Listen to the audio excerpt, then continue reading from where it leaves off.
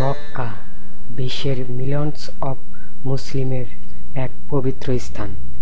এখন আপনারা এক অবিশ্বাস্য সায়েন্টিফিক এর প্রমাণের সাক্ষ্য হতে চলেছেন।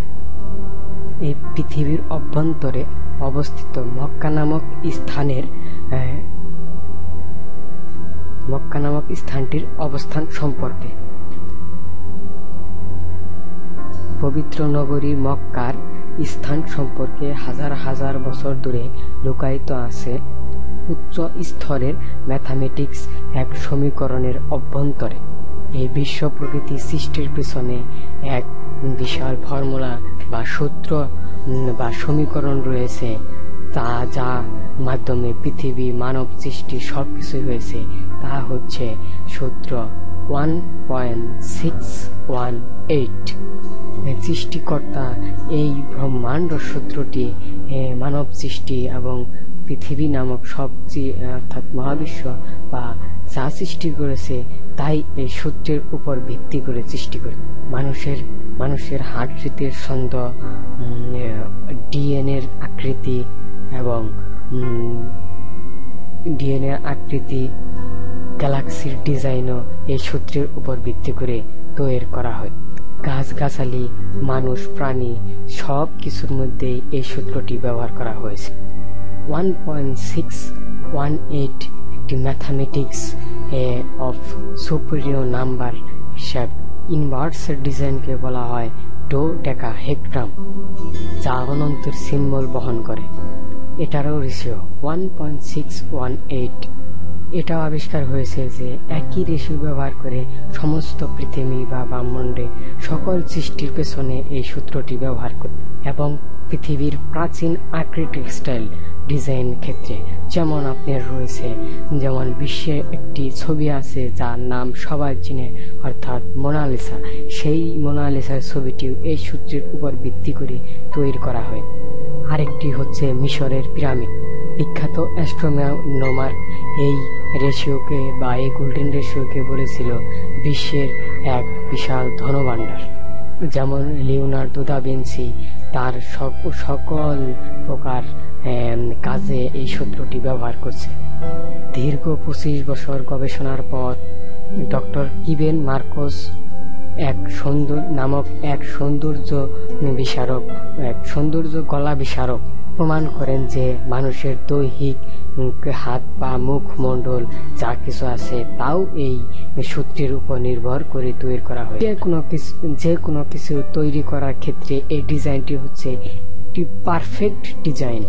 এখন প্রশ্ন হচ্ছে, প্রকৃতির মাঝে এই গোল্ডেন রেশিওটির অবস্থান কোথায়?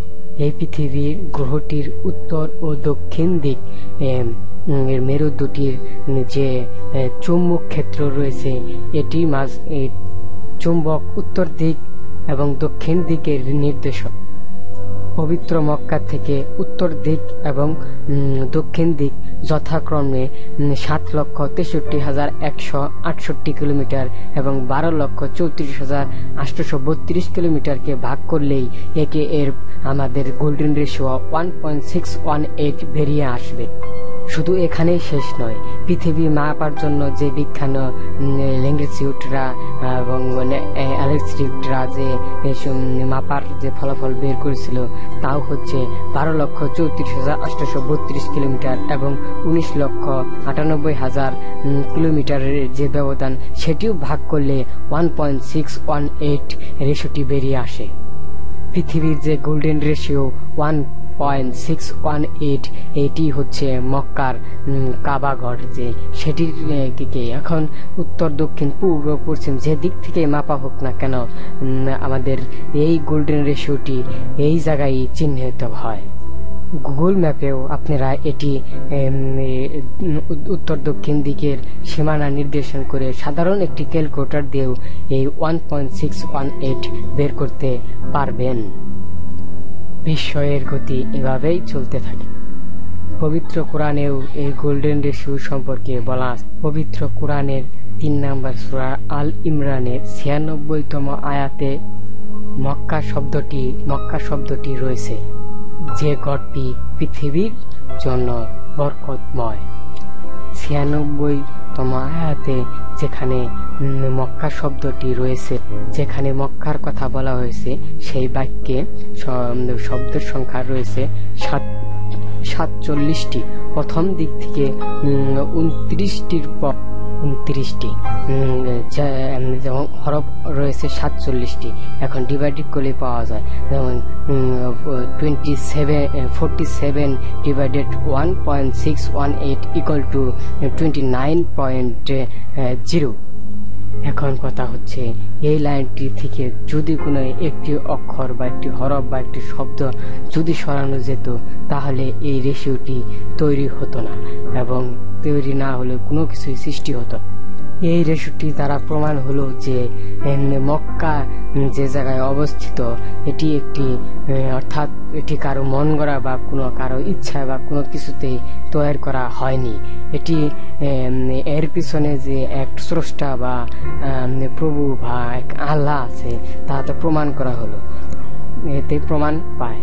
এ দ্বারা আরো প্রমাণ হয় যে পবিত্র মক্কা এবং পবিত্র কোরআন শরীফ একই স্রষ্টা এবং একই লোক তৈরি করেছে। পবিত্র কোরআনে সে আরো বলেছে যে তার সৃষ্টি জগৎ নিয়ে মানুষ গবেষণা করুক এবং তার সৃষ্টি সম্পর্কে নিয়ে মানুষ ভাবুক।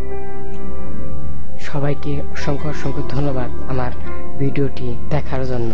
তো আমি এক কথায় লাস্টে সবাইকে সর্বোপরি বলতে চাচ্ছি যে পবিত্র কাবা ঘরে যে পৃথিবীর মধ্যস্থান, এতে আর কোনো সন্দেহ রইল না। তো সবাইকে অসংখ্য অসংখ্য ধন্যবাদ।